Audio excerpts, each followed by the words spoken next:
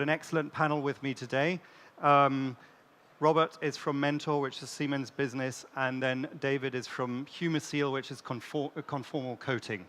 So welcome to the panel. Let's get straight in there. Germany. We're in Germany. That's a good start already. So that gives us some clue that you feel that you need to be present here. Can you give me a little bit of an overview of how you feel historically maybe the market has been and how it's developed and where we're taking it now? You want me to? Okay, I'll kick off. We've been in this market now for a number of years, and our strategy was to establish a distributor, German-speaking distributor, because we felt that was the correct way to go. So we have worked with 2 distributors over the last 30-odd years, and we find this works very well for us. And we've recently grown our market share over here by having trained again our distributor. Is it working? Okay. Yeah. So now you can hear me. So for us, the market was always important. We've been here for a very, very long time, and Germany in Europe is always the most dominating market for us. It has changed over the time. In the past, there was quite a few large manufacturing, high volume manufacturing. A lot of that, of course, has moved out. But it's still growing for us because markets are also coming in. If you think about all the variations that are now built, it's no longer that high volume. You have to be close to the market, and the logistics cost is really a huge portion of the cost of a product at the end user price. So the closer you are to the market, the better it is. Mm-hmm. Absolutely. And Germany's always had a reputation historically of made in Germany, comes with quality, comes with reliability and all those type of benefits to the customers. Is that really still the case? Because we're seeing lots of reliability and quality coming out of other areas. So are we competing more on this market now?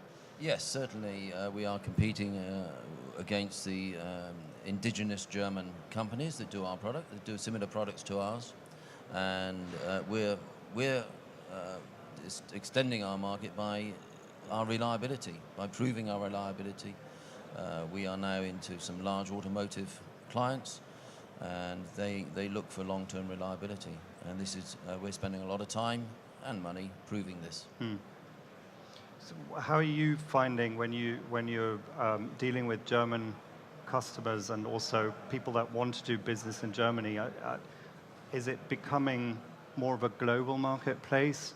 Has the market changed in terms of what's coming out of Germany? That it's predominantly maybe R&D rather than pure manufacturing. What sort of trends are you seeing is basically what I'm asking. There is a lot of R&D, that's no question about it. But I also feel that there is quite a bit of manufacturing here as well. Especially Germany has lots of small, mid-sized companies. And for me, the market was always massive. I learned every day new customers that I didn't even know that exist. So for me, the market is always actually very good. I mean, when you asked about the quality, Germans for me always had a quality mindset. Other countries understand that's important too. They have to focus on it as well to compete with Germany. But I think quality is always part of the German culture also. Mm-hmm. It's much easier to talk quality matters with German customers than with some other countries, in my experience. Certainly on the R&D front, we're seeing a lot of research and development being done in Germany, and then the production goes overseas. And so we follow that production. Being a global company, we can supply anywhere around the world, whatever product is specified. So that's something we're seeing. So let's look at some of the markets. Which type of industries do you associate particularly being strong in Germany? For me, it's automotive, contract manufacturing, and industrial electronics. For me, very similar. Automotive, but white goods is another area that we're now into. It's with the change from mechanical controllers to electronic controllers and the environment they work in, a conformal coating is now becoming a necessity rather than a nice to have. So we can't talk about Germany without mentioning the Industry 4.0 word, which was really established here. It came out of Germany and has really got a strong foothold throughout the world, whatever some other areas call it, IoT, IOM, that sort of thing. But Industry 4.0 certainly is something we see all over here that everybody's talking about. How much influence do you still see coming from Germany in that Industry 4.0 drive? And do you still see that sort of, I suppose, manufacturing innovation coming from Germany itself? For me, I mean, coming from the software area, this is really huge.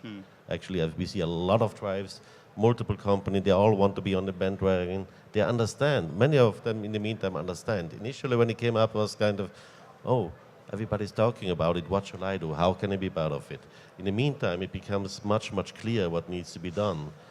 And I think there is a big drive still from German companies, but also from suppliers like us and so on, to go in this direction.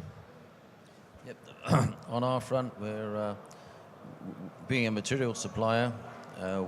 We don't really get directly involved, but we are seeing it being introduced into application systems that are now talking to other systems to gather SPC data, product data, etc. So that's how we see it. Well, Industry 4.0 itself is, we started off focusing on the manufacturing side of it, but obviously the total Industry 4.0 thought process goes beyond the manufacturing throughout the supply chain, including consumables, including the components, etc. Are we there yet? I know we're talking about standards and standardizing some of the way we communicate, and language. Since we're also talking about the German market, language is one of those key aspects that is going to be influencing the end result. So how have you perceived the development in the evolution of Industry 4.0 from its birth to where we are now? We are nowhere near to be there. Okay. I also don't think there will be anytime soon somebody saying, okay, now we reached it. It will be a continuous improvement. But I think we have done a lot in the last few years. The whole infrastructure, the capabilities, technologies are there to make it actually happen. The first application that are part of going in this direction are already in use and so on. So innovation is actually very, very fast in this area. But there's also a lot of investment in this area, which is actually quite amazing to see. What we're seeing is we're being asked to customize labels, etc., so that for goods in, etc., they can be immediately onto the system, onto the network. Yeah. So going back to the German market and the characteristics, therefore, you mentioned at the beginning there are some very strong manufacturing centers in Germany. There's also some medium-level manufacturing companies going on. How would you characterize the manufacturing landscape of Germany, and bringing it round to the Industry 4.0 discussion we've just had? Is that actually that relevant for the smaller producers that are producing for the local markets, or even for a European market? Well, I wouldn't necessarily say it's not for small companies, because there are different kinds of small companies. There are some very innovative, very competitive smaller companies, and there are some that are more startups, that are more budget companies. Of course, if you're a budget company, then you may not invest as much at this moment. But even those smaller companies, they come to us a lot and say, we need help. We need you to help us to become more competitive, because we know we are small and alone we can't do this. And there's lots of opportunities to improve, whether it's, let's say, material flow, whether it's connectivity, whether it's performance, whatever they want to do, whatever there's the need. So it's valid for small companies as much as for large ones. We're seeing in the smaller companies requests for training, requests for bringing them up to a level where they can improve their, as you say, their quality, improve their throughput. And this is where we're involved in this sort of thing. Could you finally give us a little bit of a an idea of how you see the characteristics of the market in terms of maybe geographical spread within Germany? Do you see pockets of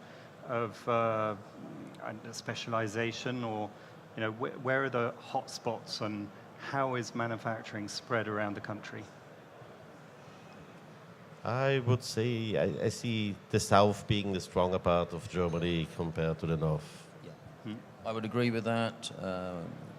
Certainly what we see is manufacturing being concentrated in the southern areas. And is that for specific industries predominantly, or automotive? Automotive, obviously. Yeah. And white goods. They're the two main markets that we are serving here in Germany. You would agree? Automotive, I also see contract manufacturing in industrial electronics also as being part of it. Yes. Okay. So from your business point of view, how you've set up, you mentioned the distributor network model that you have. You have offices here. If you were to advise somebody who wants to start out on the German market, what would your key advice be? My key advice would be find yourself a good distributor that is already providing similar products, train them well, use their nationality. You need to have a German speaking to a German, as far as I'm concerned, in this country. Would you agree with that? I absolutely agree with Okay. that. That would be my recommendation too. If you're new to this country, start up with a good partner, distributor, and it's a must to have a German-speaking one. So it's Even an though interesting... most people speak English, Exactly. but it's still much better if you speak Yeah. in German in this market. Okay, so it's still very important to have a German speaker. Oh, absolutely. Yeah. Absolutely. Okay.